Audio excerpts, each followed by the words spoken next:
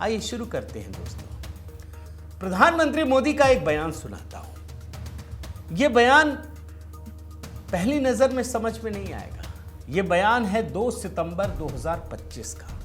प्रधानमंत्री मोदी चीन से लौटने के बाद सेमीकॉन 2025 इस सम्मेलन को संबोधित करते हैं। वो कहते हैं कि कल ही मैं जापान और चीन के दौरे से लौटा। लोग तालियां बजाने लगते हैं। उसके बाद प्रधानमंत्री मोदी कहते हैं कि आप क्यों तालियां बजा रहे हैं, आप क्लैपिंग क्यों कर रहे हैं? इसलिए कि मैं वहां गया या इसलिए कि मैं वहां से लौट आया?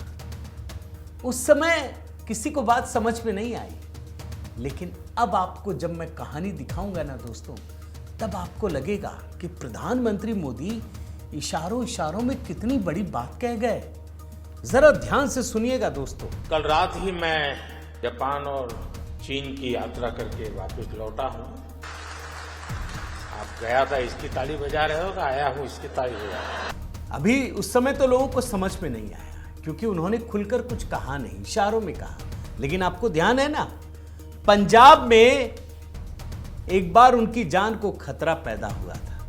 वो खुलकर कहा था उन्होंने, अपने सीएम को थैंक्स कहना कि मैं भटिंडा एयरपोर्ट तक जिंदा लौट आया। सिर्फ आपको याद दिला रहा हूं दोस्तों, क्योंकि अंतर्राष्ट्रीय कूटनीति में, साजिश में ऐसी ऐसी चीजें होती है ना, जिसमें इंसान खुलकर बोल भी नहीं सकता, क्योंकि यह देश हित से जुड़ा मामला होता है। मगर जैसे ही आप सोशल मीडिया पर देखेंगे ना, आप देखिए ना, मैं आपको 2-3 दिखाता हूं सिर्फ, उसके बाद कहानी पर लाता हूं। So the rumors of possible attempt of Modi ji while he was in China may have some truth behind.